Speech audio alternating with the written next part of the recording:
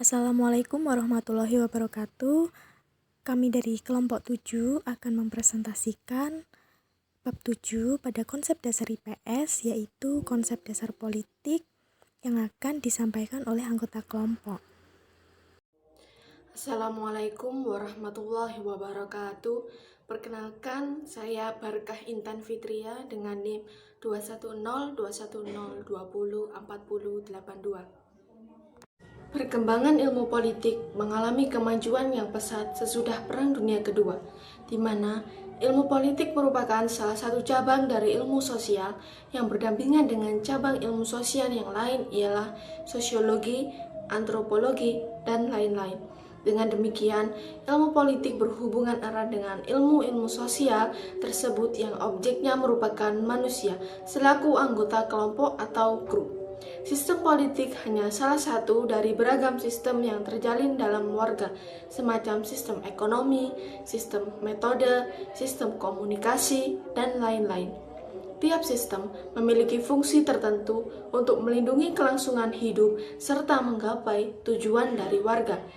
Dalam perihal ini, sistem politik menyelenggarakan fungsi-fungsi tertentu untuk warga, seperti membuat keputusan kebijaksanaan yang mengikat mengenai alokasi dari nilai-nilai material ataupun non-material. Artinya, sistem politik berperan merumuskan tujuan-tujuan warga serta berikutnya dilaksanakan oleh keputusan-keputusan kebijaksanaan untuk kepentingan warga. Sebab kita butuh sesuatu untuk bisa mengenali serta menguasai lebih jauh tentang ilmu politik, mulai dari lingkup kecil sampai lingkup yang besar. Bersumber dari penjelasan yang di atas, kami ingin membahas tentang dasar ilmu politik. Assalamualaikum warahmatullahi wabarakatuh. Perkenalkan, nama saya Veronica dengan NIM 21020200479. Saya di sini akan menjelaskan pengertian politik. Yang pertama, secara etimologis, politik berasal dari kata polis, bahasa Yunani, yang artinya negara, kota. Kemudian diturunkan kata lain seperti polities atau warga negara, politikos atau kewarganegaraan atau civics, dan politike techne atau kemahiran politik, dan politike episteme atau ilmu politik. Secara terminologi, politik dapat diartikan pengaturan urusan masyarakat dalam berbagai aspek kehidupan. Pemerintah bertugas mengatur urusan rakyat dan masyarakat bertugas mengoreksi pemerintah selama menjalankan tugasnya sebagai pengaturan urusan masyarakat dalam berbagai aspek kehidupan. Pemerintah bertugas mengatur urusan rakyat dan masyarakat bertugas mengoreksi pemerintah selama menjalankan tugasnya. Pengertian politik menurut pendapat ilmuwan, menurut Ramlan Surbakti, politik adalah interaksi antara pemerintah dan masyarakat dalam rangka pembuatan dan pelaksanaan keputusan yang mengikat tentang kebaikan bersama masyarakat yang tinggal dalam suatu wilayah tertentu. Secara umum, ilmu politik adalah ilmu yang mempelajari politik atau politics atau kepolitikan atau ilmu mengkaji tentang hubungan kekuasaan baik sesama warga negara, antar warga negara dan negara maupun hubungan sesama negara. Bidang-bidang ilmu politik yang pertama ada teori-teori politik, meliputi politik, sejarah perkembangan dan ide-ide politik. Yang kedua, lembaga-lembaga ilmu politik, meliputi undang-undang dasar, pemerintah pusat atau nasional, pemerintah daerah atau lokal, fungsi ekonomi dan sosial dari pemerintah, dan perbandingan lembaga politik. Partai-partai politik dan pendapat umum, mencakup partai politik, golongan-golongan, asosiasi-asosiasi, partisipasi warga negara dalam pemerintahan, administrasi, dan pendapat umum. Yang keempat ada hubungan internasional, yaitu politik internasional, organisasi-organisasi, administrasi nasional, hukum internasional. Baik, selanjutnya saya Tita Dwi Herianti dengan NIM 2102102040065 akan menjelaskan materi selanjutnya, yaitu konsep dasar politik. Konsep adalah unsur penelitian yang terpenting dan merupakan sesuatu yang digunakan oleh para peneliti untuk lebih mengerti dunia sekelilingnya. Dalam ilmu politik, kita juga mengenal beberapa konsep yang dinamakan konsep politik. Konsep semacam ini menyangkut gejala politik yang meneropong konsep-konsep seperti yang pertama ada negara. Menurut KBBI, negara adalah suatu organisasi dalam suatu wilayah yang mempunyai kekuasaan tertinggi yang sah dan ditaati oleh rakyatnya. Negara dapat disebut sebagai sebuah integrasi kekuatan politik yang ada dalam masyarakat. Pada posisi itulah, maka peran negara adalah menjadi alat bagi proses pelaksanaan kepentingan politik atau aspirasi masyarakat. Negara menjadi sebuah kekuatan politik yang sah untuk memobilisasi kepentingan menjadi sebuah kenyataan. Syarat berdirinya suatu negara itu sendiri adalah memiliki wilayah, penduduk, pemerintah, dan kedaulatan. Kemudian yang kedua ada kekuasaan.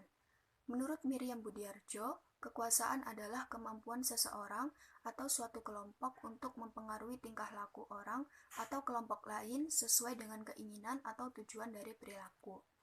Sumber-sumber kekuasaan itu sendiri sangat beraneka ragam. Sumber kekuasaan dapat berupa kedudukan, kekayaan, dan kepercayaan. Kekuasaan yang bersumber dari kedudukan, misalnya seorang komandan terhadap anak buahnya atau seorang majikan terhadap anak buahnya.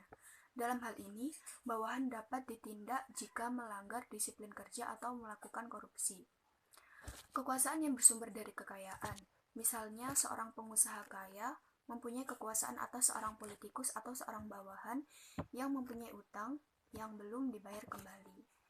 Kekuasaan yang bersumber dari kepercayaan, misalnya di banyak tempat para alim ulama mempunyai kekuasaan terhadap umatnya, sehingga mereka dianggap sebagai pemimpin informal yang perlu diperhitungkan dalam proses pembuatan keputusan di tempat itu. Yang ketiga, ada pengambilan keputusan. Pengambilan keputusan sebagai konsep pokok dari politik menyangkut keputusan-keputusan yang diambil secara kolektif dan mengikat seluruh masyarakat. Keputusan-keputusan itu dapat menyangkut tujuan masyarakat dan kebijaksanaan-kebijaksanaan untuk mencapai tujuan tersebut.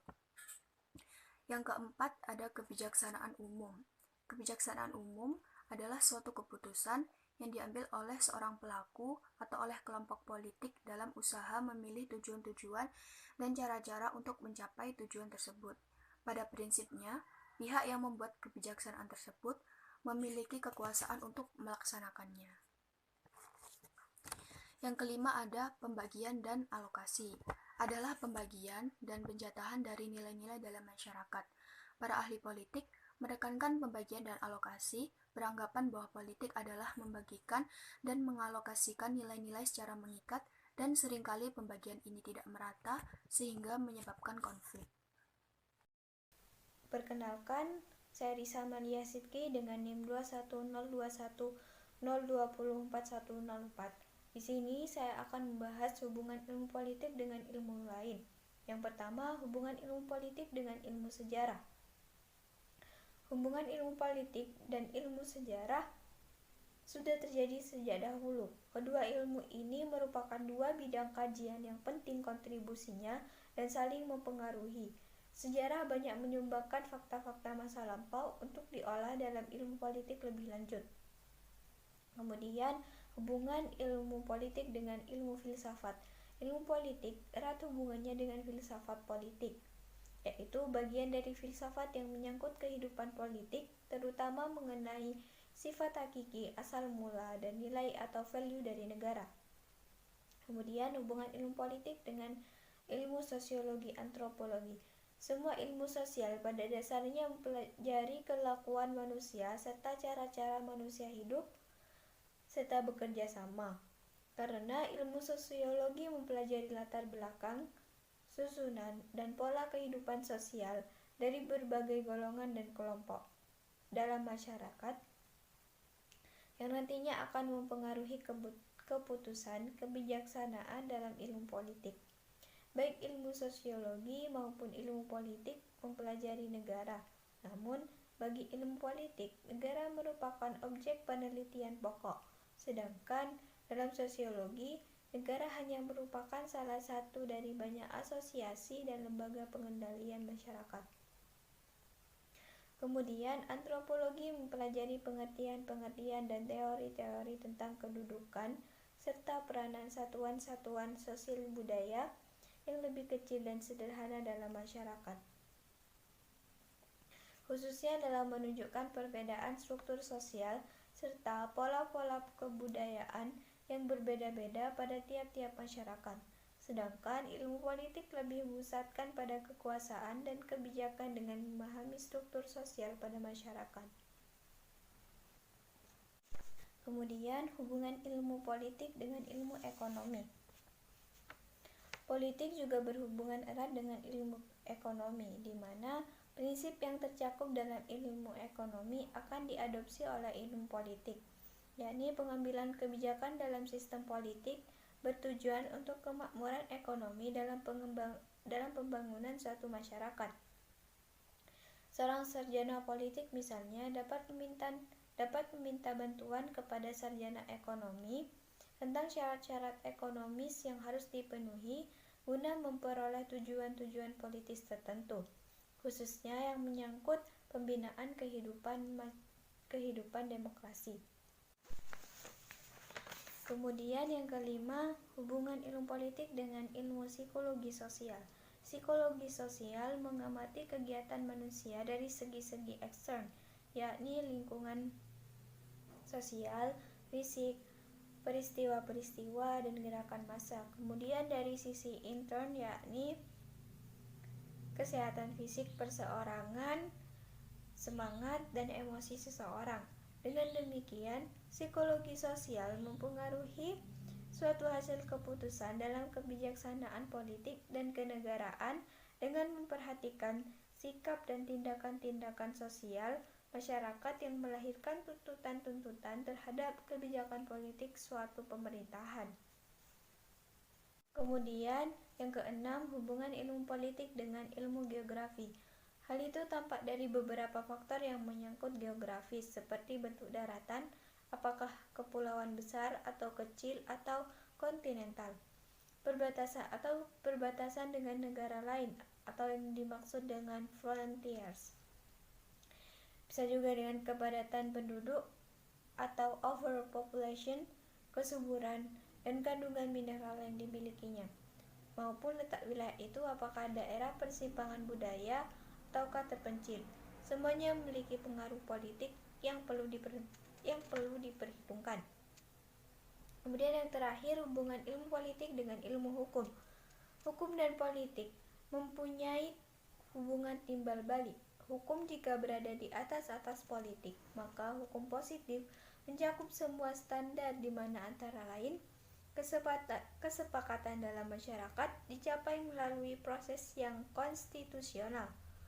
Dalam menafsirkan hukum, penguasa memisahkan dirinya dari perjuangan untuk meneruskan kekuasaan dan tidak dikotori oleh pengaruh politik.